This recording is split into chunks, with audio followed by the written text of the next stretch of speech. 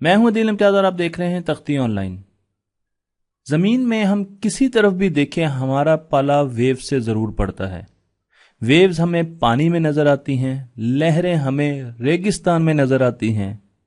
हम जो आवाज सुनते हैं वो भी लहरों की शक्ल में, वेव्स की शक्ल में हमारे कानों तक पहुंचती हैं, और जो हम बोलते हैं वो भी लहरों या वेव्स के जरिए दूसरों तक पहुंचती हैं। अगर आप रोशनी को देखें तो वो भी एक लहर है। अगर राइट तरफ है, दाईं जानिब है, तो वेव के जो पार्टिकल्स हैं वो ऊपर नीचे मूव कर रहे होंगे। अगर आप यहां पर देखें तो अगर ये एक आवाज की वेव है, सपोज आवाज ट्रेवल कर रही है, तो जो गैस के मॉलिक्यूल्स हैं वो सिर्फ ऊपर नीचे मूव कर रहे होंगे, वो दाईं तरफ बाईं तरफ मूव नहीं कर रहे होंगे। इससे ट्रांसवर्स वेव कहते हैं। जबकि लॉन्गिट्यूडनल वेव इससे डिफरेंट होती हैं।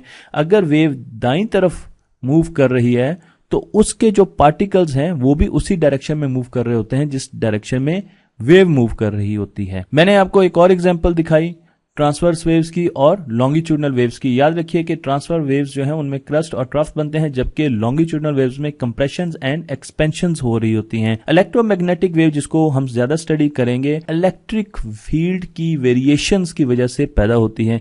जब इलेक्ट्रिक फील्ड की वेरिएशन आती है तो हम देख सकते हैं यहां पर हमें एक साइनोसॉइडल इलेक्ट्रोमैग्नेटिक वेव नजर आ रही है। रेड कलर में आपको इलेक्ट्रिक फील्ड नजर आ रही है जो कि वेरी कर रही है, और इसी तरीके से ब्लू कलर की आपको मैग्नेटिक फील्ड नजर आ रही है जो कि वेरी कर रही है, और जो वेव की प्रोपगेशन है वो डायरेक्शन सी की तरफ है। यह भी याद रखिए कि इलेक्ट्रिक और मैग्नेटिक फील्ड के बीच में राइट ट्रायंगल यानी 90 का एंगल होता है।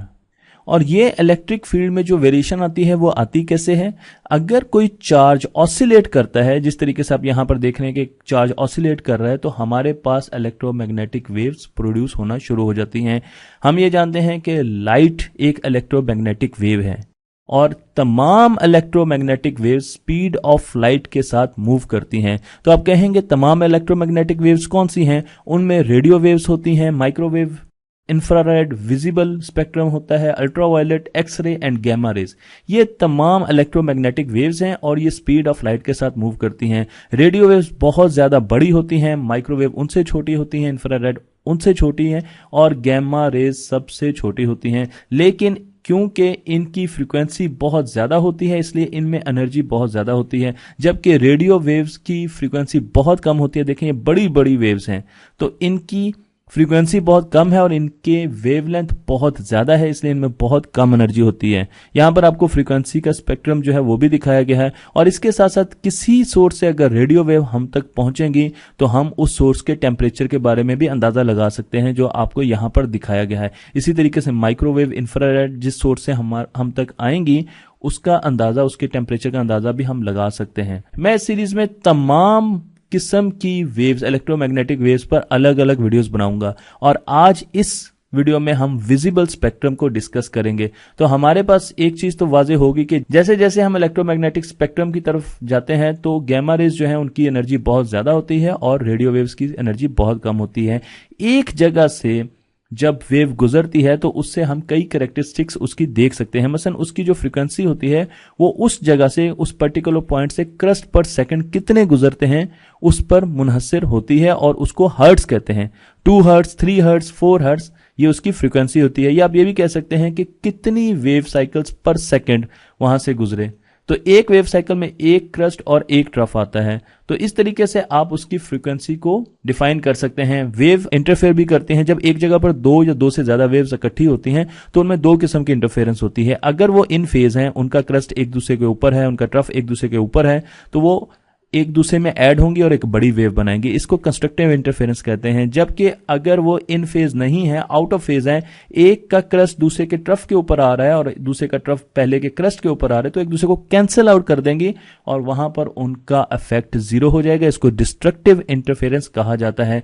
सूरज की रोशनी जब पत्ते पर पड़ती है तो उसमें 7 किस्म के मुख्तलिफ वेव्स होती हैं, कलर्स होते हैं। सिर्फ ग्रीन कलर पत्ते से रिफ्लेक्ट होता है, जबकि बाकी तमाम कलर्स लीफ में एब्जॉर्ब हो जाते हैं। इस वजह से वो हमें ग्रीन कलर का नजर आता है। यहां पर मैंने उन तमाम वेव्स की आपको वेवलेंथ दिखाई है। अगर आप ग्रीन कलर की वेवलेंथ देखें तो ये 495 से 570 नैनोमीटर है, और इसके बीच में जो वेवलेंथ आती है उसको क्लोरोफिल रिफ्लेक्ट कर देता है, जबकि बाकी तमाम वेवलेंथ को क्लोरोफिल एब्जॉर्ब कर लेता है। इसलिए हमें पत्ता सब्ज कलर का नजर आता है। जब भी एक वेव, लाइट वेव एक मीडियम में दाखिल होती है तो कई किस्म के फिनोमिना हो सकते हैं। मसलन वो वेव रिफ्लेक्ट हो सकती है, जिसके लिए हमने लॉज ऑफ रिफ्लेक्शन बनाए, वो वेव उसमें एब्जॉर्ब हो सकती है और वो वेव उसमें से पास थ्रू हो सकती है। इसी तरीके से अगर वेव एक मीडियम से दूसरे मीडियम में जाती है तो वो स्कैटर भी हो सकती है, वो अपने कंपोनेंट में स्कैटर हो सकती है, जिस तरीके से आपको यहाँ पर प्रिज्म में दिखाया गया है। जब बारिश होती है तो बारिश के कतरों में से सनलाइट जब स्कैटर होती है तो हमें रेनबो नजर आती है। एक फिनोमिना रिफ्रैक्शन भी है। जब एक रे या वेव एक मीडियम से दूसरे मीडियम में दाखिल होती है तो वो रिफ्रैक्ट होती है, वो खास एंगल पर डिफ्लेक्ट हो जाती है। उससे हमें बाजू का धोखा होता है और हमें ये लगता है कि ये जो ओरिजिनल फिश की पोजीशन थी वो यहां पर नहीं बल्कि यहां पर है। आपने रिफ्रैक्शन कई जगह पर देखी होगी। अगर आप पेंसिल गिलास में डाल के देखें तो आपको रिफ्रैक्शन नजर आएगी। इस बतख को देखें तो यहां पर भी आपको रिफ्रैक्शन का फिनोमिना नजर आएगा। गिलास के पीछे से अगर आप केलों को देखेंगे जिनमें पानी डला हुआ है तो आपको रिफ्रैक्शन नजर आएगी। अगर वेव्स एक स्मूथ सरफेस पर इंसिडेंट एंगल के साथ रिफ्लेक्ट होती हैं और उनका एंगल ऑफ रिफ्लेक्शन भी वही रहता है, क्योंकि ये स्मूथ सरफेस है, तो आपको स्पेकुलर रिफ्लेक्शन मिलेगी और वही चीज आपको उस सरफेस में भी नजर आएगी। जिस तरीके से पानी में हमें स्पेकुलर रिफ्लेक्शन मिल रही है क्योंकि जो रोशनी की किरणें इस पर आ रही हैं वो एक खास एंगल से जो कि कंसिस्टेंट है रिफ्लेक्ट हो रही हैं। अगर पानी में हम डिस्टर्बेंस पैदा कर देंगे तो फिर वो रिफ्लेक्शन नहीं होगी और हमें स्पेकुलर रिफ्लेक्शन नहीं मिलेगी। हम जब भी अपनी जमीन को देखते हैं तो हमें ब्लू कलर की एटमॉस्फेयर दूर से ही नजर आती है, जबकि स्पेस ब्लैक कलर की है। तो फिर हमें आसमान नीले रंग का क्यों नजर आता है, हमें वो काले रंग का क्यों नहीं नजर आता? उसकी वजह यह है कि हमारी जमीन के गिर्द मुख्तलिफ किस्म की लेयर्स हैं एटमॉस्फेयर की। जिस तरीके से प्याज के गिर्द छिलके होते हैं, उसमें ट्रोपोस्फेयर है जो 0 से 12 किलोमीटर तक है, स्ट्रेटोस्फेयर 12 से 50 किलोमीटर तक, मीजोस्फेयर 50 से 80 किलोमीटर तक, थर्मोस्फेयर 80 से 700 किलोमीटर तक और एक्सोस्फेयर जो कि 700 से 190,000 किलोमीटर तक है। थर्मोस्फेयर के पास आयनोस्फेयर भी होता है जिसको मैं फर्दर डिस्कस करूंगा। और इन लेयर्स में हमारे पास ऑक्सीजन, नाइट्रोजन और मुख्तलिफ किस्म के गैसेस के मॉलिक्यूल्स भी होते हैं। जब सनलाइट सूरज से आती है तो वो एटमॉस्फेयर से टकराती है। एटमॉस्फेयर में मुख्तलिफ किस्म की गैसेस होती हैं, स्पेशली नाइट्रोजन और ऑक्सीजन। नाइट्रोजन और ऑक्सीजन का साइज इतना होता है कि वो ब्लू कलर की जो वेव आती है उसको स्कैटर करती हैं, उसको बिखेर देती हैं। अब ब्लू कलर की जो लाइट आती है वो स्कैटर हो जाती है और वो बिखर जाती है, जबकि बाकी जो कलर्स हैं वो गुजर जाते हैं। इस वजह से जब हम आसमान की तरफ देखते हैं तो वो हमें नीला नजर आता है। स्कैटरिंग रिले स्कैटरिंग होती है और रिले स्कैटरिंग एक फिनोमिना है जिसमें जब भी कोई वेव आके किसी पार्टिकल से लगती है जिसकी एक खास डायमेंशन होती है जो कि मैंने यहां पर लिख दी है, तो वो स्कैटर करती है, वो बिखर जाती है। ये एक इलास्टिक स्कैटरिंग होती है और इसमें वेवलेंथ चेंज नहीं होती बल्कि वेवलेंथ वैसी की वैसी रहती है। रिले स्कैटरिंग की वजह से हम आसमान के नीले होने को एक्सप्लेन कर सकते हैं। स्कैटरिंग सिर्फ रिले स्कैटरिंग नहीं होती बल्कि हमारे पास मी स्कैटरिंग भी होती है, लेकिन अगर आप रिले स्कैटरिंग में देखें तो ये एक यूनिफॉर्म स्कैटरिंग है, हर तरफ को वेव्स स्कैटर हो रही हैं, जबकि ये एक नॉन यूनिफॉर्म स्कैटरिंग है और आपको यहां पर पिक्चर में ये चीज दिखाई भी जा चुकी है। अगर आप इस पिक्चर पे देखें तो ये रिले स्कैटरिंग हो रही है और हमें इसकी सरफेस ब्लू कलर की नजर आ रही है, जबकि ये लिफाफा ब्लू कलर का नहीं है। लेकिन आपका सवाल यह होगा कि फिर शाम को या सुबह हमें आसमान जर्द रंग का, लाल रंग का, पीले रंग का क्यों नजर आता है? और उसकी वजह यह है कि जब दोपहर होती है तो सूरज हमारे सर के ऊपर होता है और सूरज से हम तक का जो रास्ता है एटमॉस्फेयर का वो बहुत छोटा होता है। लेकिन जब सूरज गरूब हो रहा होता है तो वो साइड पर चला जाता है, होराइजन पर, तो वहां से एटमॉस्फेयर में जब रेस दाखिल होती है तो उनको ज्यादा रास्ता ट्रैवल करना पड़ता है। इस वजह से शुरू में तो नीली रेस जो है वो पहले ही स्कैटर हो चुकी होती हैं, तो अब क्योंकि ज्यादा रास्ता ट्रैवल करना पड़ता है और नीली रेस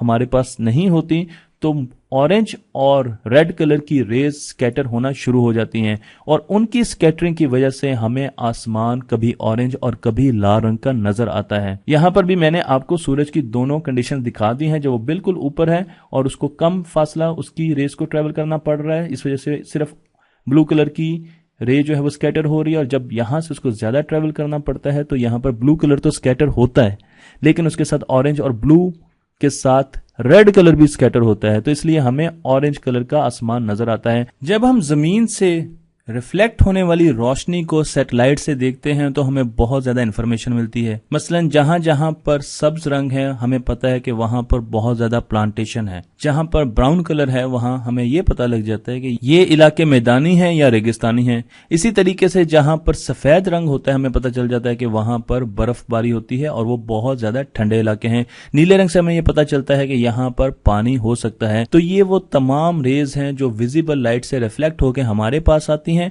और उनको एनालाइज करके हम जमीन के बारे में बहुत सी इंफॉर्मेशन ले सकते हैं। इस चीज को हम स्पेक्ट्रोग्राफी कहते हैं। इस वक्त हम विजिबल लाइट में स्पेक्ट्रोग्राफी कर रहे हैं, लेकिन सिर्फ विजिबल लाइट में स्पेक्ट्रोग्राफी नहीं की जा सकती। हम इंफ्रारेड रेज भी देख सकते हैं, माइक्रोवेव भी देख सकते हैं, मुख्तलिफ रेज देख सकते हैं जो कि मुख्तलिफ प्लैनेट से और स्टार से हम तक पहुंच रही है और उनको एनालाइज करके हम देख सकते हैं कि उनमें क्या क्या चीजें मौजूद हैं। अगर हम इस पिक्चर को देखें तो इसमें हमें 3 किस्म की वेजिटेबल्स के बारे में पता चल रहा है कि वो उनका स्पेक्ट्रोग्राफ कैसा होता है। अगर आप वेवलेंथ देखें तो विजिबल लाइट के अलावा हमने इंफ्रारेड भी इस्तेमाल की है। तो इंफ्रारेड जो हमारे पास आती है वो भी इनसे रिफ्लेक्ट होती है और उसे हमें अंदाजा हो जाता है कि यहां पर क्या क्या चीजें मौजूद हैं। क्योंकि ये पैटर्न तो हमें पता है तो हम इन पैटर्न को सर्च करते हैं मुख्तलिफ किस्म के स्पेक्ट्रोमीटर्स के जरिए हासिल की गई डेटा में। इन डेटा को हम स्पेक्ट्रोग्राफ कहते हैं।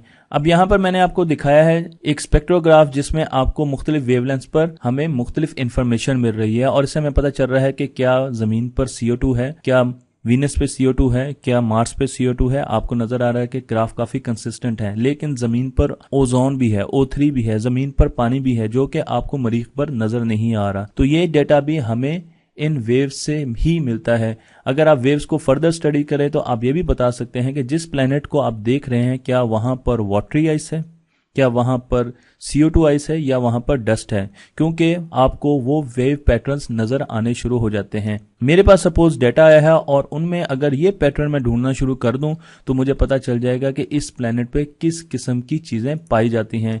इसी तरीके से हमें मुख्तलिफ किस्म की गैसेस के बारे में भी पता चलता है जब हमारे पास मुख्तलिफ वेव्स आती हैं इलेक्ट्रोमैग्नेटिक स्पेक्ट्रम में, और उससे हमें अंदाजा हो जाता है कि उस प्लेनेट पर किस किस्म की गैसेस पाई जाती हैं।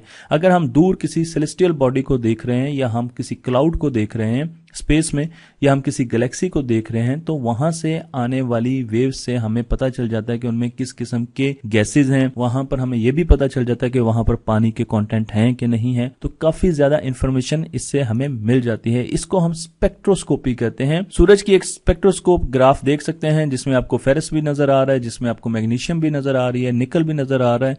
तो आपको यहाँ पर सूरज के बारे में बहुत ज्यादा इंफॉर्मेशन मिल रही है।